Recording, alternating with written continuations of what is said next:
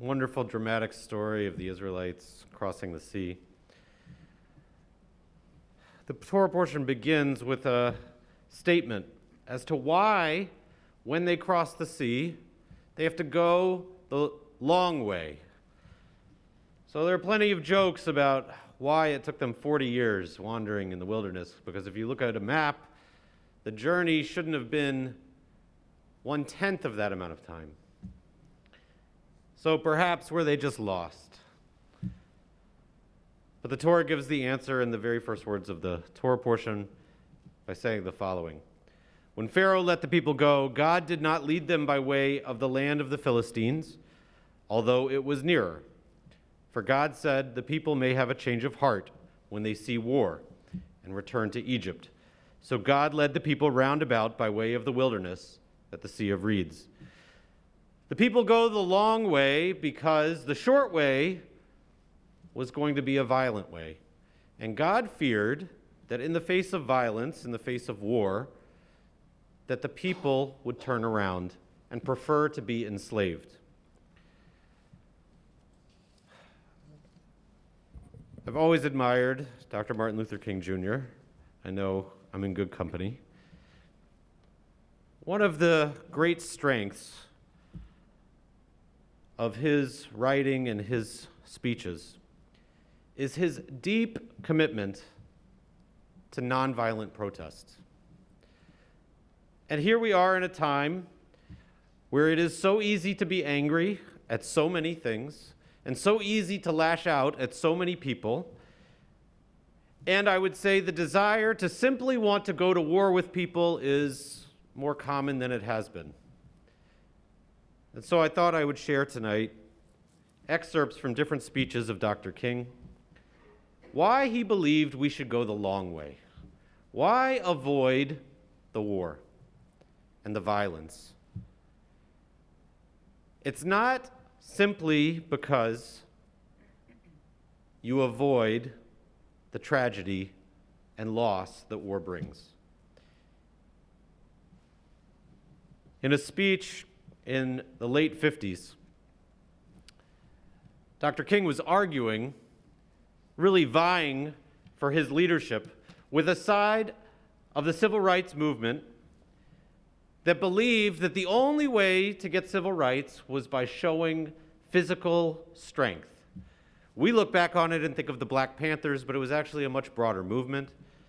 In particular, in the first words that I'll share, Dr. King is trying to promote the idea against Robert Williams, who was the president of the NAACP in Monroe, North Carolina, who had asked the black community to take up arms. And Dr. King writes, the Negro people can organize socially to initiate many forms of struggle which can drive their enemies back without resort to futile and harmful violence. In the history of the movement for racial advancement, there have been many creative forms that have developed. The mass boycott, sit-down protests and strikes, sit-ins, refusal to pay fines and bail for unjust arrests, mass marches, mass meetings, and prayer pilgrimages. And here he makes his point.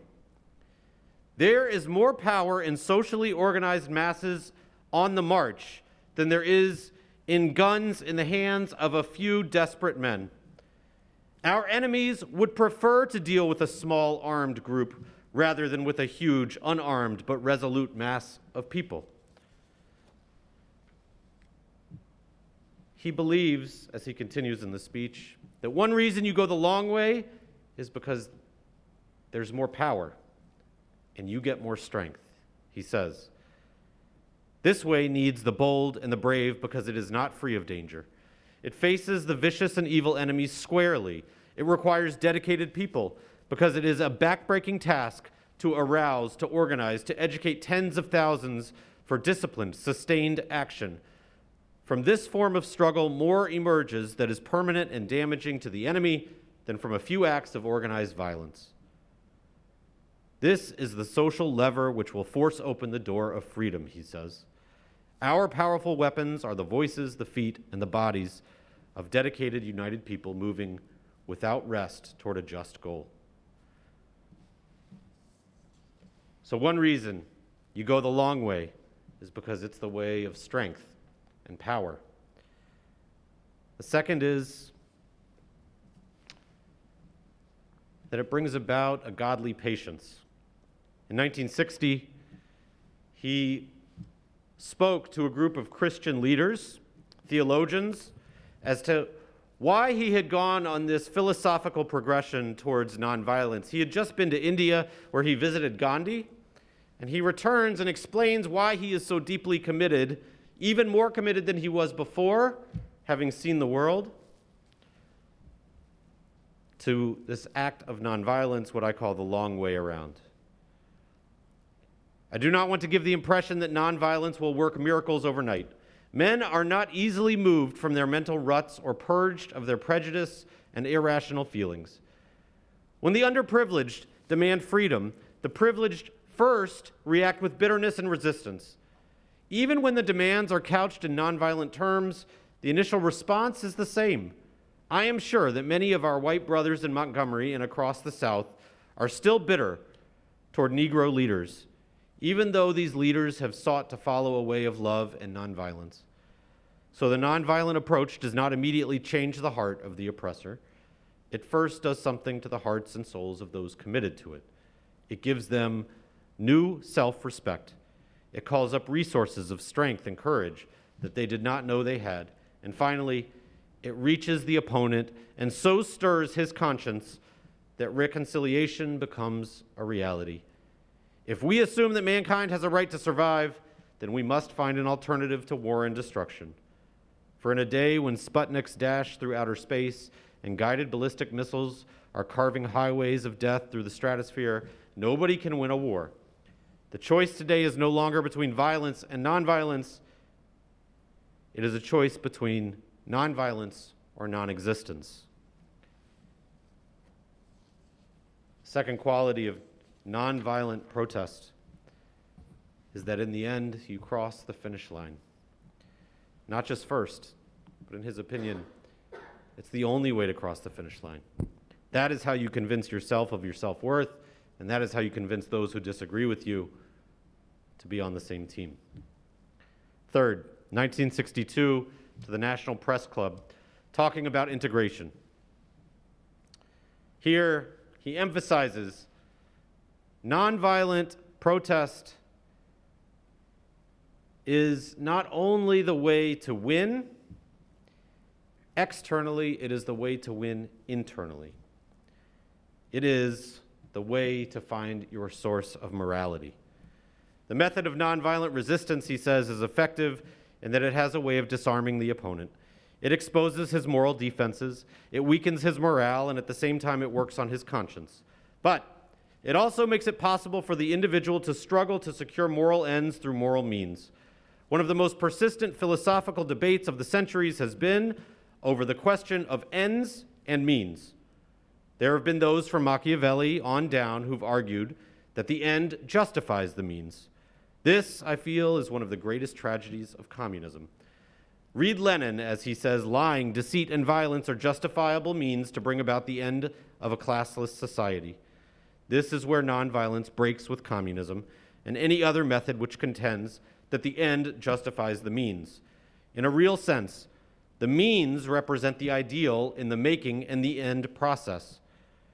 So in the long run, destructive means cannot bring about constructive ends because the end is pre-existent in the means. Nonviolent resistance provides a creative force through which men can channel their discontent. It does not require that they abandon their discontent. This discontent is sound and healthy. Nonviolence saves it from degenerating into morbid bitterness and hatred. Hate is always tragic, as injurious to the hater as it is to the hated. It distorts the personality and scars the soul.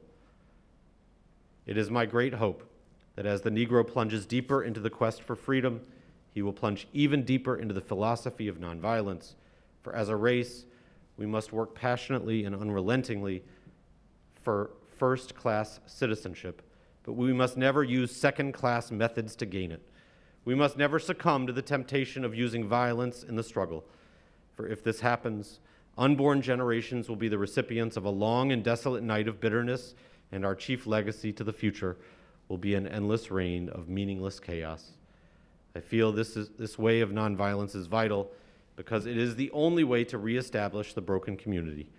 It is the method which seeks to implement the just law by appealing to the conscience of the great decent majority who through blindness, fear, pride, or irrationality have allowed their conscience to go to sleep. And finally, in what was some of his most personal writings to those theologians in 1960, King writes of the internal feeling he has when practicing nonviolent protest, the way in which it gives him hope and peace during tragic times. And as I hope you heard, and as I read through his papers this week, so many parallels to the times we're living in. This too, I think, could be what I would hope would be his words to us as we face the present and the future. In the midst of outer dangers, I have felt an inner calm and known resources of strength that only God could give. In many instances, I have felt the power of God transforming the fatigue of despair into the buoyancy of hope. I am convinced that the universe is under the control of a loving purpose, and that in the struggle for righteousness, man has cosmic companionship. Behind the harsh appearances of the world, there is a benign power. This past decade has been a most exciting one. In spite of the tensions and uncertainties of our age, something profoundly meaningful has begun. Old systems of exploitation and oppression are passing away, and new systems of justice and equality are being born. In a real sense, ours is a great time in which to be alive. Therefore, I am not discouraged about the future. Granted that the easygoing optimism of yesterday is impossible. Granted that we face a world crisis, which often leaves us standing amid the surging murmur of life's restless sea. But every crisis has both its dangers and its opportunities. Each can spell either salvation or doom. In a dark, confused world, the Spirit of God may yet reign supreme. And so this week we read in our Torah